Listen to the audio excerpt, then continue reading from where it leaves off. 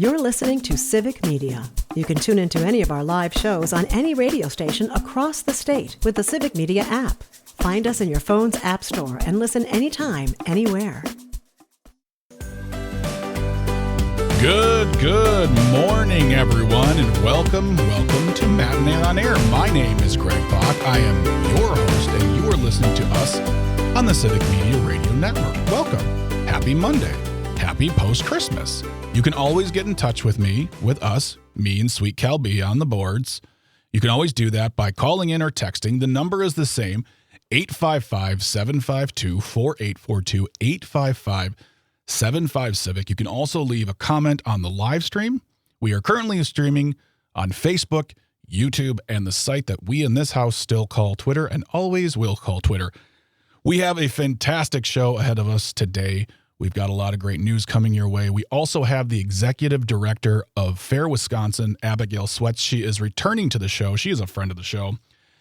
And in the 10 o'clock hour, she'll be here at 10:06. We will be speaking about the announcement from the Trump administration, specifically from the Secretary of HHS, Robert F. Kennedy Jr., along with some commentary from former talk show host, medical peddler, Dr. Oz, about new,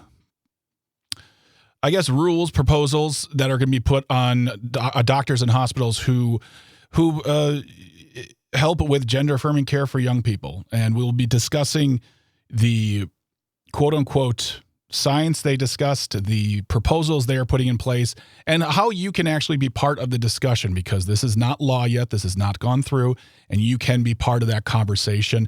We'll be discussing that more with Abigail in the 10 o'clock hour. After that is going to be the genie of just about everything, Terry Barr. She is back, and we're going to be discussing some stories that she has been working on the Civic Media website, which you can always check out by going to civicmedia.us/news. You can find all the stories that she, as well as all of our wonderful reporters, are working on, and they're keeping you covered as far as the local news, state news, politics, sports, entertainment. It's all there on civicmedia.us/news. You can also download the Civic Media app if you want to take us on the go. It's absolutely free. Go to wherever you get your apps, download it, put it on your phone, put it on your tablet, and you can always listen to us. You can stream us live. You can listen to music. We got tons of great music stations here on Civic Media.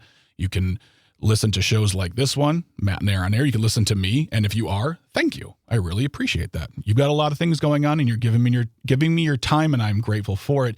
You can also get your news there. You can sign up for news alerts. You can customize it to wherever you live. You can find your favorite station and listen to that one.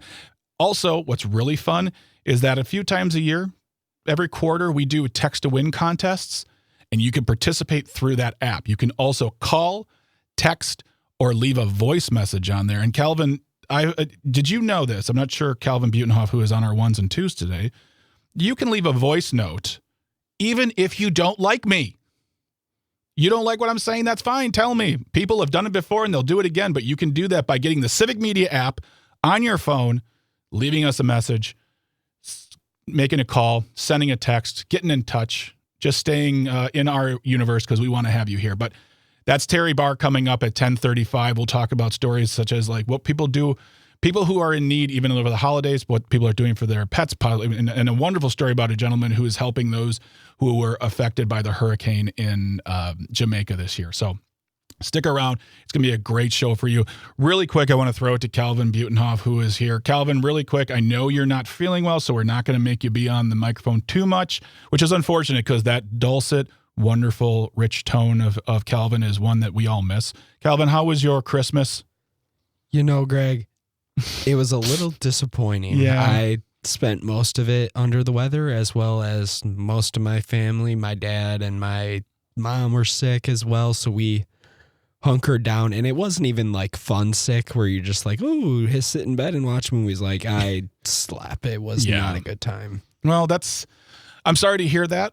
You weren't the only one who I guess was hit by it. Some people here at the station were also not feeling well this holiday season. I guess the age-old thing of it's going around. So, this is just a call to, and we talked to Dr. Chris Cernich last week about this, about staying healthy in these holiday times and these wintry, especially, I mean, my goodness, Cal, yesterday it was like 39 degrees and raining and windy. This morning I woke up and my windshield wipers didn't even work because they were frozen to my car. So in light of such, drastic changes in the weather, we just beg for you to stay warm, stay healthy. Make sure you get your vaccinations, your flu shot, your RSV shot, your COVID shot if you need to get those.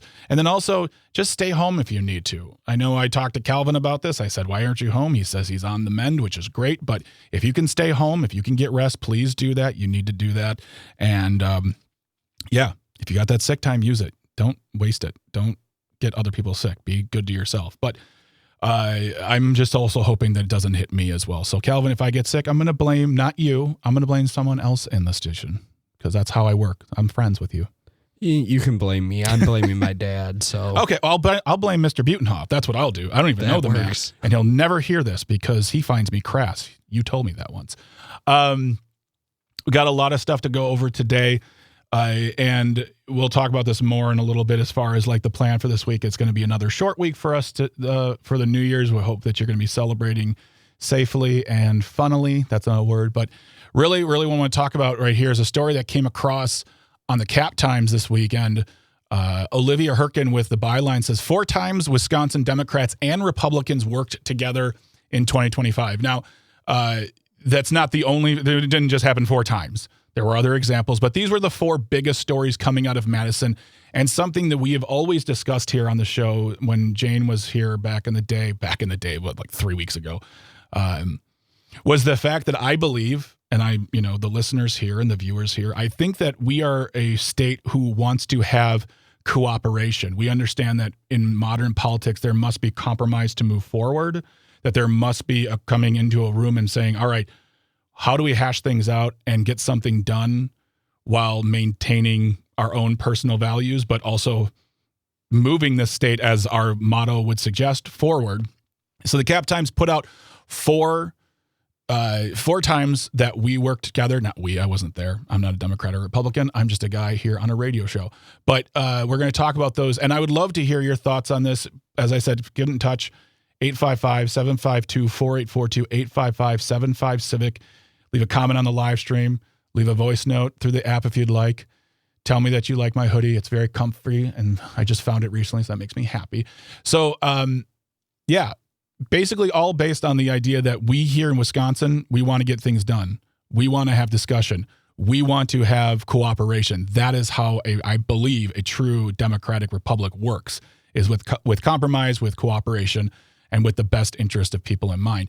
The first thing, and this can be hotly debated because I know that a lot of people have opinions on this, including the lawmakers that we are going to, who are a part of this story. And that was the biennium budget for 2025, 2027. That was compromising on the state budget. As you may or may not know, the biennium budget hit a pretty hard standstill this year with folks on both sides kind of walking away from the table. Tony Evers famously in a story said that we cannot find common ground, and he walked away. And then it was basically, how do we get people in a room to discuss this? And in July, on July 3rd, that all came to a head when in the early, I think about 1:15, 1:30 in the morning, Tony Evers did sign the 2025-2027 biennium budget. And that was after basically Democrats and Republicans got into a room and said, we need to get things done. Specifically, Dianne Hesselbein, who is the Senate Minority Leader, who walked in the room and said, let's hammer something out. Now,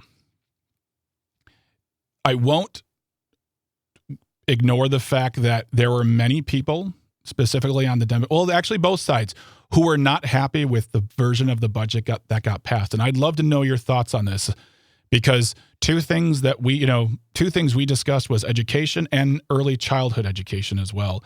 And I know that when we had on, I believe it was actually Dianne Hesselbein on the show, we were talking about in that first day or two how this was great, that we're moving forward, that we are compromising, that we are finding common ground and making things happen. Because if, just as a piece of fun fact for you, if we did not get a budget done, It's not like the federal budget. It's not like the federal government where we shut down.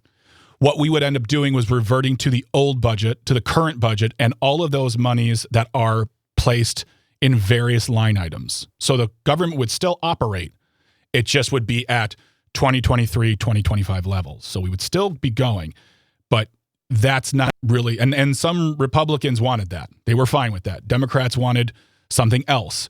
And when we first heard about the budget compromise, we said, all right, good, we can do something. When Republicans and Democrats in Wisconsin can sit down in a room and make things happen, that feels like a win to a certain extent. And I'm sure there are people listening who are like, you are wrong. And I understand that. But then in the next few days, we came to understand just the complete picture of the budget. And the two major things that really stuck with us was the fact that we did not get an education increase on K through 12 funding again. We got increasing on things like special education reimbursement. That went up to 42%, and then it'll go up to 43%, then 45% in the following year. But there was no increase in the general funding for K through 12, which is something they've done before. That made people very, very upset. That makes me very, very upset. We've talked about education funding here on this show quite a bit. When there isn't education funding K through 12 in the general sense and just the general funding, that means it's up to folks like me and you who are taxpayers. Even if you are a renter, you don't have to own a house for this to affect you, because if you're renting, those property taxes get raised, your rent gets raised because of it. So you are in the fight too. When they're not raising that, when they're not increasing that funding, it's up to us through referendum to do that. And we've talked extensively about that. I won't get into it right now because we have other things we need to talk about. But I just want to make that point that no funding was increased for general education K through 12. And the other thing too, when we had Corrine Hendricks on the show, who is currently running for office in Madison, I'm sorry, in New Glarus, the fact that early childhood education did not receive sufficient funding. It got funding to run for a year, but that's not what they were looking for. And because of that, Corrine had to close her daycare. I know that sounds very bleak and dire, and you're saying, well, you guys work together. They did work together. That is great. I love that. But it's also important to point out the fact that while they are compromising, we need to know what our leaders are really doing up there in Madison, and we need to work towards a better budget for the next time, or a budget repair bill, depending on how the election in 2026 goes, because we're going to keep talking about that, because we are days away from being in a full-blown election year, governor's race, Madison State House, as well as, our midterms coming up for Congress and Senate. But we're going to talk more about how the Republicans and Democrats came together in an article from the Cap Times that came out on Boxing Day, if you're familiar with that, the 26th of December. We're going to talk more about that. Love to hear your thoughts on cooperation, compromise, where you want to see it go next year. What do you want to see out of the Madison State House and the work our leaders do in 2026? Because it is a short year, by the way. 9 to 10 month vacation. But we're going to talk more about that on the other side. Get some water, get some snacks. Come on back, because you were listening to Matt and Air on Air on the Civic Media Radio Network. Stay tuned. Stay close. You're listening to Civic Media. Stay up to date on the latest news and information for your local community and Wisconsin by signing up for our free email newsletter. Visit civicmedia.us/email to get started.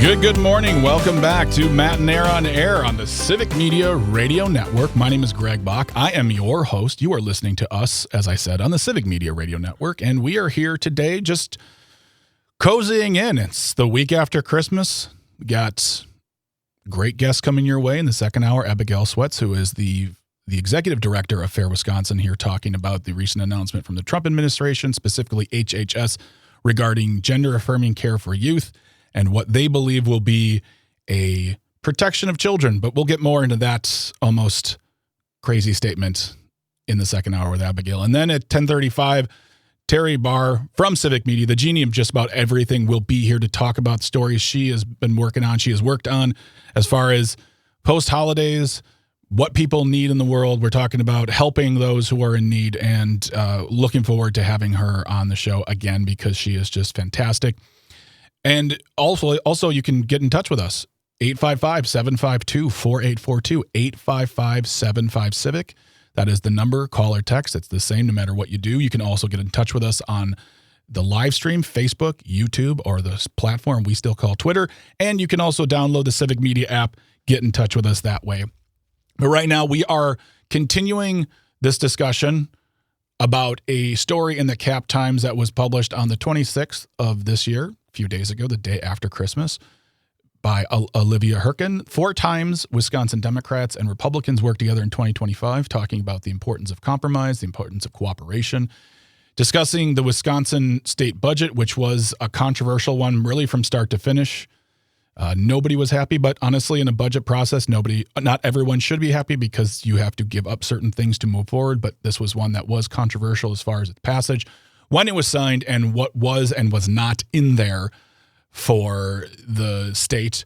And basically, talking about, the thought that Wisconsin here, we want cooperation. And one of the things that did happen too is earlier in the month, Governor Evers signed a bill that added what's called sex extortion to a list of crimes in Wisconsin. Before that, it was not listed as a crime. This is something, it's not new, but it's being taken more seriously in recent years. Signed into law something called Braden's Law, and it is to combat sex extortion, which is when someone coerces or threatens a person to create and send sexually explicit images or favors, or threatens to release such images. Essentially, it sounds like digital blackmail. And this is named after a young man named Braden Bond. I apologize if I'm saying the last name incorrectly, but I think it's Braden Bond, a 15-year-old student from the Wausau area who took his own life as the result of this sort of action. After his death, his mother started advocating for a change in the law. And this was one I feel like, this one, it was introduced in April by a bipartisan group of legislators. We're protecting people. We're protecting kids, especially because this affects a lot of kids as well. And it passed in committee unanimously and was approved by both by the Senate and the Assembly. So that is another example of them working together. Another one that happened just recently as well was the cell phone ban that starts next year. All Wisconsin school districts will be required to have a policy in place banning cell phones in the classroom. One of the problems with this before the bill was signed was that every district had something or nothing. There was no consistency. So there was nothing. There was a difficulty to enforce or to find boilerplate information to move forward. But this was brought forth by Republicans, passed by the Assembly, almost entirely on party lines with, a Republican joined the Democrats that opposed the bill. But in the Senate, there was much more bipartisan support where Democrats did vote for this. There was also some controversy as well. We've talked about this as, what does a cell phone ban what does it help? How is it enforced? If we know anything right now, we know that teachers and administration are overwrought with a lot of, things they need to be doing. Policing the cell phone usage might be a problem too, just because it's another thing they have to take care of. And we have also heard from individuals, including our very good friend Angela Lang from Black Leaders Organizing Communities. She feels like this is not a good bill because kids should have access to their phones in case of extreme violence inside the schools. Regardless of that discussion, and I'm not discounting them, I'm not invalidating them, this is another example of the Democrats and Republicans working together. And I guess what I'm doing here is I'm setting the stage here for 2026 and saying, this is what we would like to see. They would not have written this story in the Cap Times had it not be of some interest, because we've talked about this before with Jane and with Dan, that when we see our leaders work together, it can do good work and it can move us forward in other legislation. But I'm going to discuss on the other side of the bottom of the hour news, another one, that the fourth one, which has to do with breast cancer screening, which when we talk about healthcare in this country, when we talk about access, that is, especially in Wisconsin, that is a dicey, hot topic. We have had many, many talks about the fact that we need to have better healthcare access here in Wisconsin. And one way that the Republicans and the Democrats decided to work together is with regard to breast cancer screening, but that will come after the bottom of the hour news. I don't want anyone to go anywhere. You're going to stick around. I want to hear from you, though. I want to hear from you about your thoughts on compromise and cooperation, and are these stories that resonate with you? What do you want to see our leaders work for in their very, very short 2026? Remember, they're done pretty much in February, March, and then the rest of the year they're off. It's a short year, just like this is a short week. 2 days of live shows, and the rest, best ofs. We'll talk more about that in a little while. Don't go anywhere. Want to hear from you. Call or text 855-752-4842, 855-75-CIVIC. Leave a comment on that live stream. You're listening to Matt and Air on Air on the Civic Media Radio Network. Stay tuned. Stay close. Good morning. Welcome back. Welcome back to Matt and Air on Air. My name is Greg Bach. I am your host, your friend, your pal, and you are listening to us on the Civic Media Radio Network. You can always get in touch with us, call or text. It's always the same number. It's 855-752-4842, 855-75-CIVIC. Leave a comment on the live stream if you'd like. We are currently streaming on our Facebook pages, 540 WAUK, Matt and Air on Air, and Civic Media. All of those have their own Facebook pages, so you can find us there. Civic Media's YouTube page, as well as Civic Media's Twitter page, which we still call Twitter. So if you are on the Twitter, and by the way, just really quick, we've discussed this a couple times. If you are watching on Twitter right now and you want to make a comment, thank you. It's hard because those don't come through to us on the live stream here on the format we use, but we'll be checking in. If you want to leave something there, let us know what you're feeling. Let us know what you're thinking. But we will take a look at our Twitter page here on Civic Media and just make sure that we are seeing everyone's thoughts on the topics we're talking about today. Don't forget, after the 10 o'clock hour begins, after the top of the hour news, 10:06, we have Abigail Sweats here who will be talking about gender-affirming care for kids.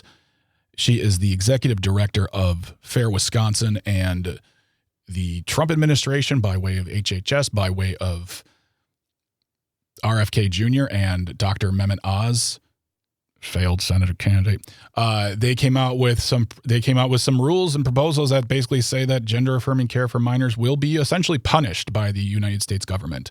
But we'll talk more about that with Abigail at 10:06. 10:35, we got Terry Barr here, who's the genie of just about everything at Civic Media.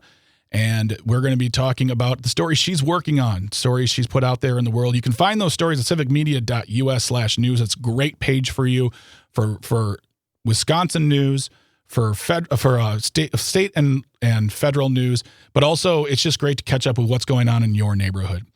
What's also great, Calvin, is that Civic Media has a bunch of great stations all around. I mean, really the Midwest. We're in Wisconsin, we are in Minnesota, and we are in Michigan now. And we have radio stations all over there. If you go to civicmedia.us and look for stations, you can see a station close to you. You can go directly to that station's website, check out what's going on, if there are deals, promotions, whatever happening. But it's a great way just to stay in contact with your local station, which brings the news that directly affects you. But civicmedia.us, and it's again a wonderful way to stay in touch. I just want to do this really quick here. It's civicmedia.us/stations. I want to make sure I got that correct. US/stations to find out more about the Civic Media station nearest to you. If you're in the southeastern Wisconsin area, WAUK, hello, good morning. But we're talking about 4 times that the Democrats and Republicans work together in 2025. Highlights of that: there's bipartisanship that happens all the time in Madison. We know that's not always the case. We know that's not always the story that comes out. There's a lot of division in politics. I know he says something so deeply philosophical. No one's ever said that before in the history of radio or media. But we want to talk about this story out of the Cap Times. Came out on the 26th of December from Olivia Herkin. 4 times Wisconsin Democrats and Republicans worked together in 2025. We talked about the cell phone ban. We talked about a bill in December signed that fights sextortion, that helps to keep people from being essentially extorted through blackmail, using very sexually explicit materials or favors, and then compromising on the state budget, which is, some would say it was a bad compromise. But these are stories, these are examples of our officials, our leaders working together. and moving us, as our motto says, forward. And the last one I want to discuss here was breast cancer screening. In October, the state Senate nearly unanimously passed a bill that would cap patient payments for additional breast screenings like ultrasounds or MRIs at $50. It's now awaiting a vote in the Assembly. It's also known as Gale's Law. The bill was inspired by Neenah resident Gail Zemer, who died from complications of breast cancer in 2024 and lobbied for legislative changes after her diagnosis. Zemer helped pass the bipartisan bill in 2018 that requires healthcare providers to provide patients with information on dense breast tissue and associated risks. After that, she wanted to do more. And in 2021, she helped spearhead the bill that would cap out-of-pocket screening costs. Because, again, nothing that hasn't been said in the history of media. We talk about healthcare access all the time on this show. And when you talk to the people of Wisconsin, we talk about education, we talk about cost of living, we talk about access to healthcare. Those are the issues that we really face. These are the ones that concern us the most. And I'm assuming they concern you whether or not you voted one way or the other, because at the end of the day, you have to look at the same bills that we all do at our kitchen table and say, what can I afford? What's going up? What do I have to sacrifice because of the cost of various things, whether it's health insurance costs, veterinarian costs. I have a dog and our vet bills have gone up. So the fact that our legislators are working towards this, it hasn't gone through yet. It says it's awaiting a vote in the Assembly. I don't know if it will find a vote. They are going to be, I believe they are on break now. Of course, it's the holidays, but Governor Evers has said he will sign it into to law if it does come through. And I want to make this really clear because next year in 2026, we have a short work week for them. By me, I mean 2026, which means they're only going to be in their office doing legislative work for a few months.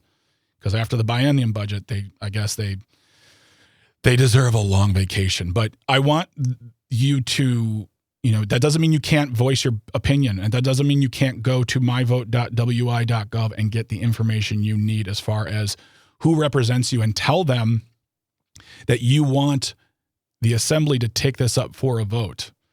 And especially Robin Vos, our Assembly Speaker, and tell him to don't block this. When it comes to access to healthcare, this is something he's been very outspoken against, whether we're talking about taking Obamacare funds since they were available 15 years ago, whether we talk about expanding Medicaid for new mothers up to a year, because right now it's 60 days, and we are one of 2 states that does not do that, us and Arkansas. And something like this that will help people afford to get procedures that could save lives. So I want you to go to myvote.wi.gov, and I want you to look up your representatives. I want you to look up Robin Vos's number. I want you to call those numbers or write a letter or send an email and say, this is something that's important. If this topic has touched you, and I'm sure it has, breast cancer touches a lot of people in this world, male, female, children, doesn't matter. If this is something that has affected you in some way, shape, or form, let them know how important this is to continue that streak of cooperation, because that cooperation helps us to, again, move Wisconsin forward. And Calvin, you know me, I don't like being petty or whatever. I would also call Chris Kapenka's office. He is the Republican senator from Delafield, and ask him why he voted no on it. In the Senate, he was the lone no vote. Ask him why. I'd love to know why. If you're listening, sir, I'm sure you're not. If someone you know is listening right now, tell him that Greg here sends you a message and says, why did you vote no for this? Why, in the face of cooperation to help people, to help really, honestly, make sure that Gail Zemer's work did not end in vain? Why did you vote no? And ask Robin Vos when he will bring this up for a hearing so it can be voted upon. Those, I think, are positive ways we can exercise our voices. And again, saying that in 2026, there's not a lot of time as far as the work they're going to be doing, but it is an election year. It's time to make yourself aware of who's running where and what district and for what seats. See what they stand for. Do they stand for you? Do they stand for the people of Wisconsin? Do they move us forward? Or are they going to stand in the way of progress? Are they going to stand in the way of cooperation? Are they going to stand in the way of helping maybe your sister, your mother, your grandmother, your friend, whomever? Also shouldn't take you knowing somebody who has it to want to help. So I say that to you. myvote.wi.gov. Find the information. Go there and tell them. And even if it's someone that you voted for and someone who supports this, tell them how important it is, because they can go to someone's office and say, hey, I got a call from so-and-so. They are going through this thing. Let's make this work. Let's make this happen. I know it seems like an insurmountable task because we all know the sure immovable force. To me, Calvin, he's both the immovable force and immovable object and unstoppable force that is Robin Vos. But these are things that we agree upon. These are things that are important to us. So I know I made a long appeal, but I think this one is very, very, very important to talk about. myvote.wi.gov. And yeah, so really quick here, another story that I wanted to talk about really quick. And then we were going to, and on the other side of the break, we're going to talk more about this week for the shows, as well as a story that came out from Wisconsin Watch discussing the future of Democrats in Wisconsin if the 2026 election goes their way. Talking to, again, we spoke about it earlier before, Senate Minority Leader Dianne Hesselbein. But right now, hackers are targeting U.S. farms and food companies. Lawmakers say it's time to act. This is coming out of Wisconsin Public Radio. Molly Ashford has the byline, came out also on the day after Christmas. Said that cyber criminals are increasingly targeting the food production and agriculture sectors, and that cyber attacks on those sectors have increased 101%, and worldwide. And in the U.S., it was a 38% increase. And basically, I wanted to talk about this because it's another time when our lawmakers are coming together to say we need to do something about it. We've discussed the farmers at length here. They do it like teachers. They're not just teaching. They are the mechanics. They are the scientists. They are the doctors. They are the vets. They are taking care of their lives. They don't need to be worrying about being the targets of hackers. So in that instance, it's something that I feel like we need to also, if you are a farmer, if you know someone who's a farmer, talk to your leaders and say, we need to do something about this. And U.S. Representative Don Bacon from Nebraska, Republican, he introduced the American Agriculture Security Act last year as part of the Farm Bill, which has never passed. It's 2 years plus late. So that is something too, where we need to be talking about our farmers as far as the things that are in that bill. The Cybersecurity Act, the things that can take care of them to protect them from hacking. It's time to sit down in a room and get things done. This shouldn't be controversial. The Farm Bill should not be controversial. We're just trying to fund and take care of them, and which then takes care of the people. So again, cooperation, compromise moves us forward.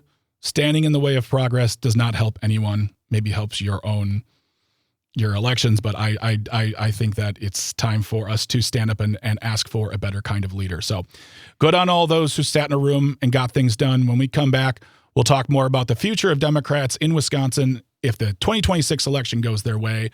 Get some water, get some snacks, come on back. You're amazing. Let no one tell you differently. You are listening to Matt and Nair on Air on the Civic Media Radio Network.